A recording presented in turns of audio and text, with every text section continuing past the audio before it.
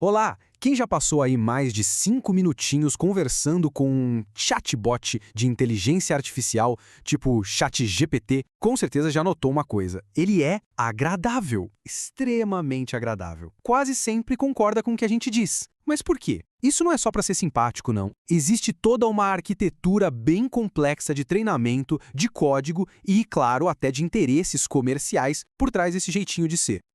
Então, vamos direto ao ponto. Por que esses assistentes de IA parecem programados para sempre concordar com a gente? A resposta? Olha, é muito mais fascinante e complexa do que parece à primeira vista. Olha só esse exemplo. Mesmo diante de uma afirmação que é, vamos ser sinceros, completamente absurda, a resposta da IA não é um "não, você está errado". Pelo contrário, ela primeiro valida a criatividade da pessoa para só depois, bem de leve, corrigir o fato. Esse padrão não é um acidente, gente. É o resultado direto de como essa IA foi ensinada a interagir. E é isso que nos leva para a primeira camada da nossa explicação. A gentileza do chatbot não é um sentimento, de jeito nenhum.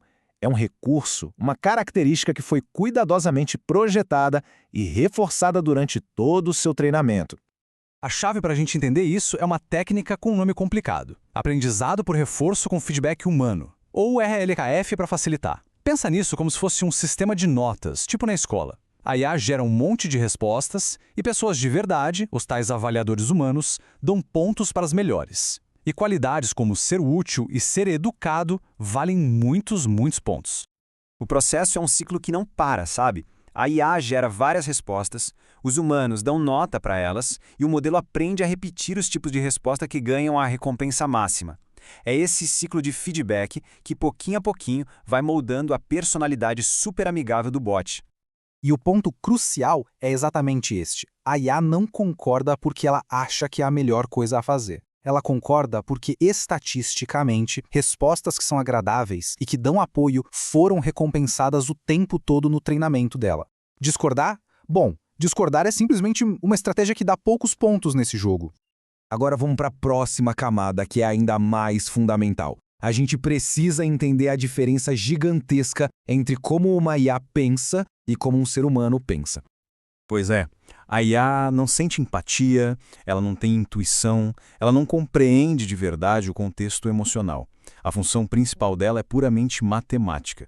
Calcular qual é a palavra mais provável que venha a seguir com base em trilhões de exemplos de texto que ela já analisou na internet. Vamos pegar uma frase carregada de emoção como esta. Quando alguém digita isso, o que a IA faz? Ela acessa seu banco de dados gigantesco para descobrir como os humanos normalmente respondem a uma declaração assim. É aqui que a gente vê a mecânica por trás da resposta. A IA oferece apoio não por compaixão, mas porque esse é o padrão de linguagem mais comum que ela aprendeu. E o mais importante, ela não sabe se a pessoa está numa crise real, se está citando um filme ou se está só testando o sistema. Para ela, são só padrões de palavras. E além do treinamento técnico, existe uma outra camada de design, dessa vez uma camada comercial, que reforça silenciosamente esse comportamento todo agradável. O modelo de negócios de muitas dessas ferramentas de IA depende de manter as pessoas engajadas o maior tempo possível. Pensa bem, uma IA que confronta, que discorda ou que frustra, provavelmente faria a conversa terminar mais rápido. Então existe um incentivo comercial muito forte para manter o clima sempre positivo e a conversa rolando. Mais tempo de uso significa mais dados para a empresa e uma percepção maior de valor, criando um ciclo que favorece a concordância. E é aqui que a nossa análise toma um rumo bem mais sério. Porque essa tendência de sempre concordar, que parece tão inofensiva na maioria das vezes, pode se tornar perigosa de verdade. Quando alguém está emocionalmente vulnerável, essa validação o tempo todo pode acabar reforçando pensamentos negativos. Ou, pior ainda, pode falhar em reconhecer um pedido de ajuda que é real e urgente. Pesquisadores de Stanford fizeram exatamente isso. Eles deram à IA frases que não diziam "quero morrer" diretamente, mas que continham um subtexto muito claro de sofrimento profundo e de risco. Os resultados foram alarmantes. A IA, programada para ser agradável e para prever a próxima palavra, tratou esses sinais de alerta como se fosse um desabafo comum. Ela respondeu com clichês motivacionais, sabe? Ignorando completamente a gravidade da situação. Isso mostra a lacuna perigosa que existe entre a simulação de empatia e a verdadeira compreensão. Ok, então sabendo de tudo isso, como é que a gente pode usar essas ferramentas de uma forma mais consciente e segura?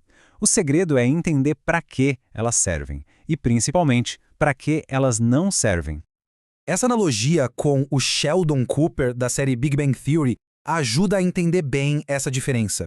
A IA é uma ferramenta intelectual fantástica, ótima para organizar ideias, para escrever um código ou para revisar um texto, mas para angústia de verdade, para apoio emocional, ela simplesmente não tem a capacidade de compreensão, de calor humano e de escuta sem julgamento que só uma conexão humana pode oferecer.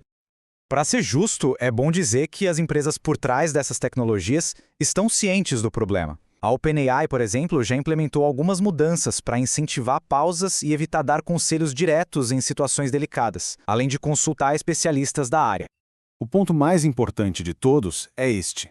A tecnologia pode ser uma ferramenta útil, claro, mas ela não substitui o cuidado humano qualificado, especialmente quando o assunto é saúde mental. Se alguém estiver passando por um momento difícil, é fundamental saber que existem recursos excelentes e acessíveis. O CVV, por exemplo, oferece apoio emocional gratuito e sigiloso 24 horas por dia. É só ligar 188. O SUS, através dos CAPs, também disponibiliza atendimento psicológico sem custo. Existem programas específicos para jovens e até ferramentas online para ajudar a localizar ajuda. O importante é saber que há portas abertas e pessoas prontas para ouvir. No final das contas, essa busca por uma IA que sempre concorda com a gente nos força a fazer uma pergunta mais profunda. O que a gente realmente quer? Uma validação infinita ou um espelho que talvez nos desafie a crescer?